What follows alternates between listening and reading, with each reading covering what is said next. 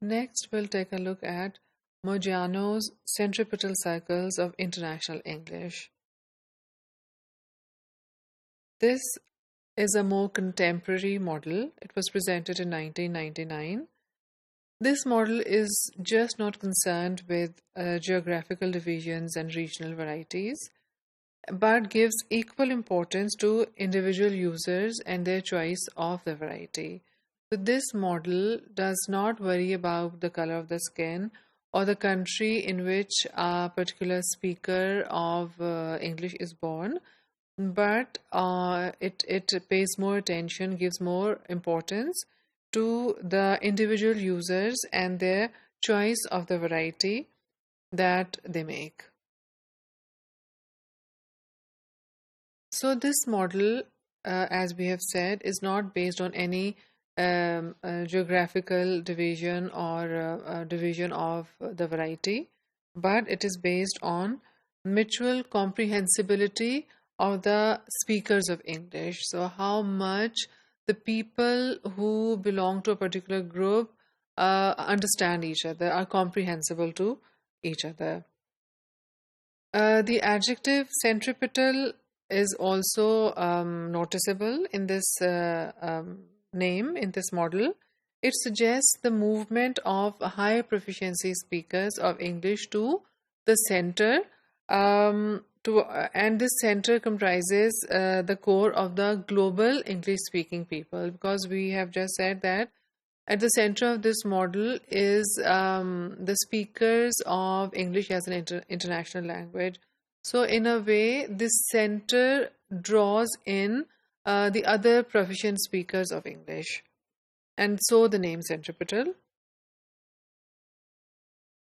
These users of English as an international language, or global users of English, or users of global English, are drawn to English-speaking population in an effort to make themselves comprehensible to people in many different contexts. For example, they do not want to restrict themselves by being intelligible only to people who speak a certain kind of English, or who belong to a certain region of English-speaking world. They want to be intelligible to people who speak English in any context.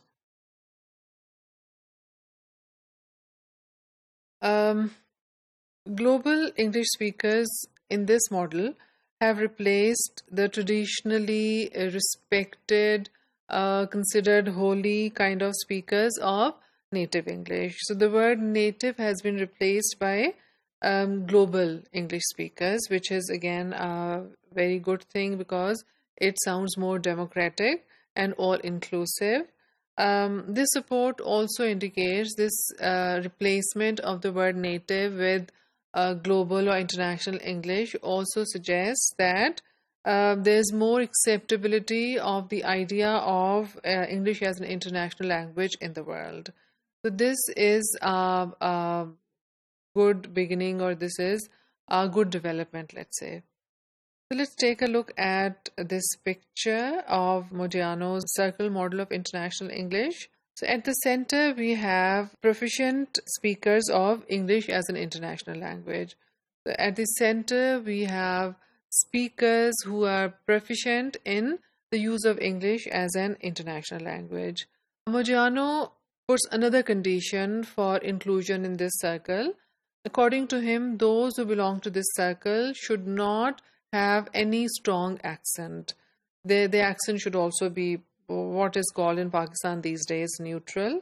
Outside this circle, we have native and foreign language proficient users of English, which means that we have people whose first language is English, and they, of course, are native English speakers. And in the same circle, we again have proficient speakers of English who do not have English as their first language, or who use English as their second language.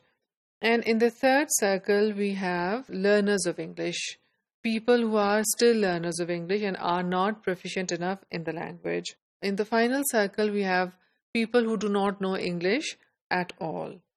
So this is the structure that we've just discussed of this model, that we have proficient speakers of English as an international language at the center, followed by proficient speakers of English both as a native language and as a second language. And then we have people who are still learners of English, and finally, people who do not know English at all.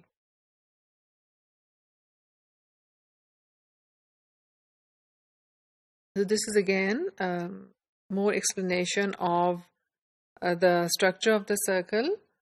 So although this model is welcomed by people all over the world because it is all inclusive and it overlooks, completely ignores geographical divisions and divisions of color and race, etc. However, it still has certain weaknesses.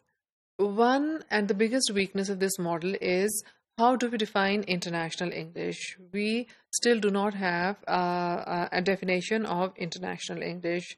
So, if we do not have a definition of international English, how do you differentiate between people who are proficient in English as an international language and who are not proficient in the use of English as an international language? Another question that this model raises is how do we differentiate between strong and not strong accent? And also, if a person is proficient in the use of English as an international language, but at the same time has a strong accent, so will we take that person out of the first circle, the central circle, or will we keep him in the central circle? So there are several questions which are raised by this model.